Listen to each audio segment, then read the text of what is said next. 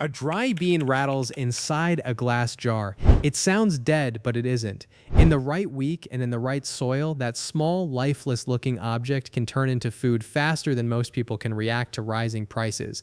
And that is the real problem when food becomes expensive. It is not empty shelves that hurt first, it is timing. By the time most families feel panic at the checkout line, the best planting window has already passed. That is why this list matters. This is not about the prettiest crops or the ones that look impressive in a summer garden. These are the crops that actually matter when food becomes unstable. They are the ones that provide calories, protein, storage, flexibility, and most importantly, time. Because modern food looks simple when it lands on a plate, but it is anything but simple. It depends on fuel, fertilizer, irrigation, transportation, cold storage, labor, weather, trade routes, and stable economies. You do not see that system when you buy onions, you only see a price tag. But when that system starts to strain, people begin asking a much older and more important question. What can I grow myself that actually counts? The first answer to that question is beans. Beans are not exciting, and that is exactly why they are often underestimated. A bean is essentially a compact food system capable of reproducing itself. When planted, a single seed can produce dozens more. Bush beans grow quickly, while pole beans continue producing over a longer period. Dry beans go even further because they can be stored and used long after harvest. What makes beans especially valuable is their flexibility. You can eat them fresh, harvest them young, or dry them for long-term storage. This means one crop can serve both immediate and future needs. In addition, beans work with soil bacteria in a way that helps cycle nitrogen back into the soil, making them particularly useful when fertilizer becomes expensive or difficult to obtain. Beans are not just food, they are efficiency, storage, and soil support combined. If beans are your protein safety net, then potatoes are your calorie engine. Few plants can produce as much edible energy in such a small space and in such a short time. Potatoes are not just vegetables.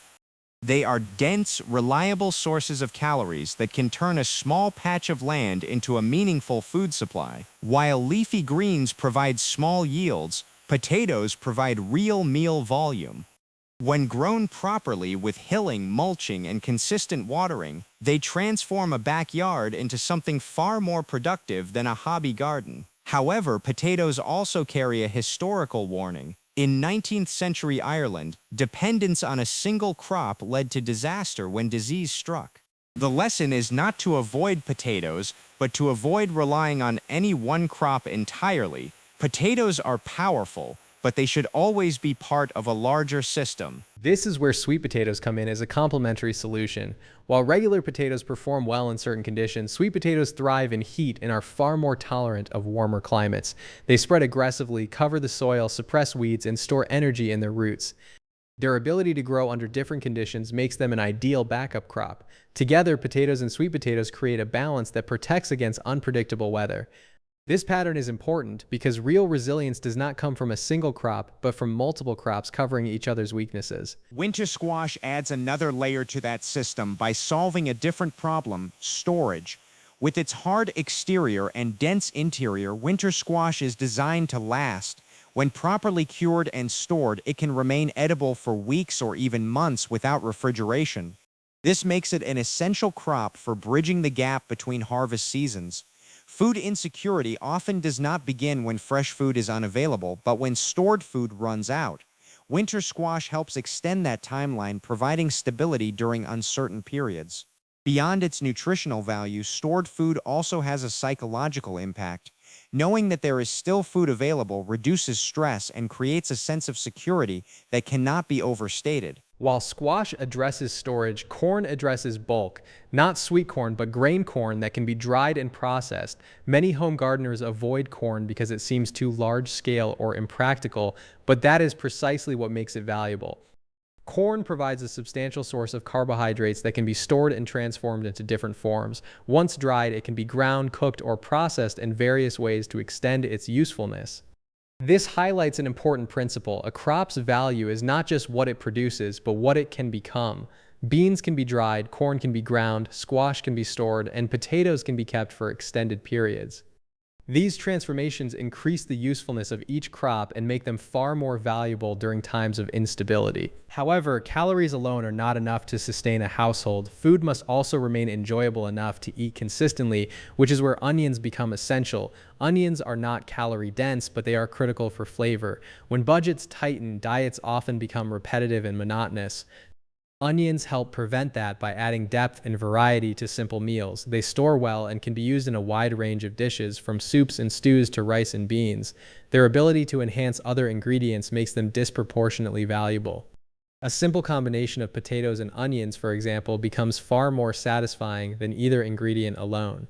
In this way, onions help maintain not just nutrition, but morale. Cabbage plays a similar role, but with an added advantage: preservation. It is a dense, cold-tolerant crop that can be used fresh, cooked, or fermented. When turned into fermented foods such as sauerkraut, cabbage can last far beyond its harvest period without requiring refrigeration.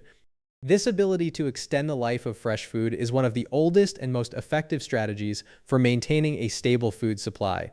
Preservation methods like fermentation allow households to stretch resources and reduce waste, making cabbage an invaluable addition to any resilience-focused garden. Finally, lentils complete the list by offering a fast, efficient source of protein.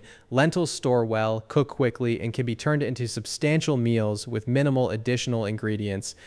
They require less time and energy to prepare compared to many other legumes, which makes them particularly useful when resources are limited. Across many cultures, lentils have long served as a reliable staple, providing consistent nourishment without requiring complexity or luxury. Taken together, these 8 crops form a system rather than a list.